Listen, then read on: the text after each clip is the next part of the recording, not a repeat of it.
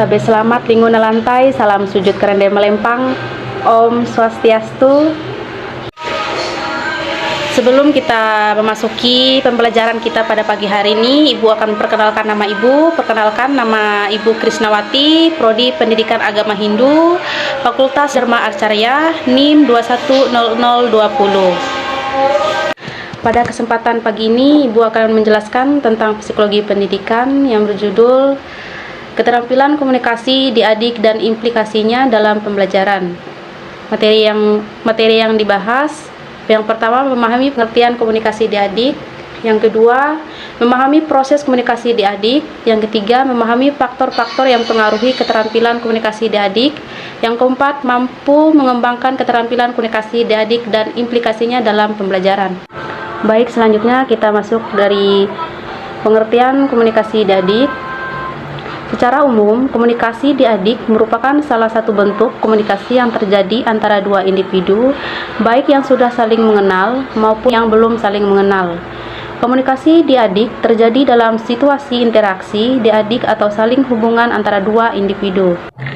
B. Proses komunikasi di adik. Secara umum, faktor-faktor penentu komunikasi di adik sebagaimana terungkap secara implisit dalam uraian tentang proses komunikasi dapat dibedakan atas. Yang pertama, faktor internal, yaitu faktor yang bersumber dari individu, baik pengirim maupun penerima pesan. Yang kedua, faktor eksternal atau faktor yang bersumber dari luar yang mempengaruhi komunikasi-komunikasi di adik. Pertama, faktor internal. Faktor internal yang dominan mempengaruhi komunikasi di adik adalah kemampuan personal dalam menyampaikan pesan. Kemampuan yang menyampaikan pesan merupakan kemampuan untuk menyesuaikan diri dengan situasi komunikasi. Selanjutnya C. Implikasi keterampilan komunikasi di adik. Dalam proses belajar mengajar, sebagaimana diketahui bahwa keterampilan komunikasi merupakan suatu hasil belajar dan memerlukan penyesuaian diri. Oleh karena itu, proses belajar mengajar yang efektif menuntut keterampilan komunikasi di adik yang efektif. Adapun teknik-teknik yang mendukung efektivitas komunikasi dapat dicermati dari unsur-unsur komunikasi. Yang pertama, pengirim, kedua, penerima, ketiga, saluran komunikasi, keempat, kemampuan personal, faktor sosial dan situasional. D. Keterampilan komunikasi di adik dan implikasinya dalam pembelajaran. Selanjutnya, proses komunikasi di adik memerlukan keterampilan dasar yang mencakup keterampilan bertanya dan membuka percakapan, keterampilan merefleksikan perasaan, dan keterampilan konfrontasi. Yang pertama, keterampilan bertanya dan membuka percakapan pemahaman terhadap situasi di adik sangat penting dalam membangun komunikasi dan hubungan interpersonal, termasuk dalam mengawali proses komunikasi. Yang kedua, keterampilan membuat prafase. Keterampilan prafase merupakan dasar komunikasi untuk memperbaiki hubungan interpersonal dengan siswa. Keterampilan ini membutuhkan kemampuan untuk menangkap perasaan dan ucapan-ucapan siswa, serta mengungkapkannya kembali dengan kata-kata sendiri secara singkat kepada siswa.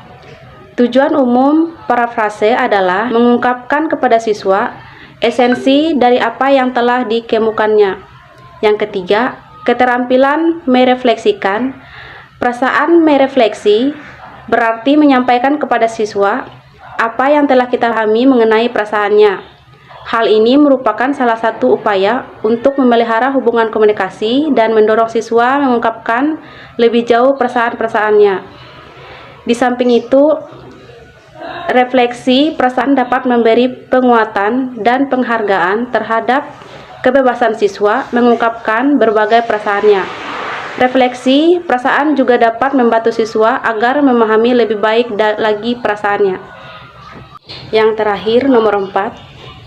Keterampilan konfrontasi adalah suatu keterampilan komunikasi antar personal yang menunjukkan secara terus terang dan langsung kepada siswa bahwa apa yang dikemukakannya tentang dirinya sendiri atau keadaan tertentu jelas-jelas tidak sesuai dengan apa yang kita lihat dalam kenyataan yang sama atau sebenarnya.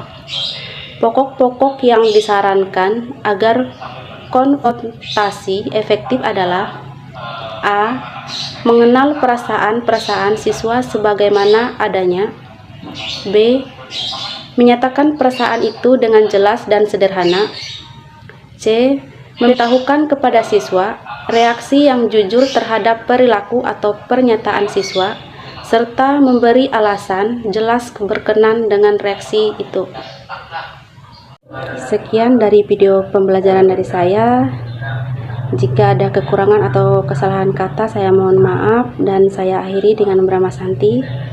Om Santi Santi Santi Om Sai.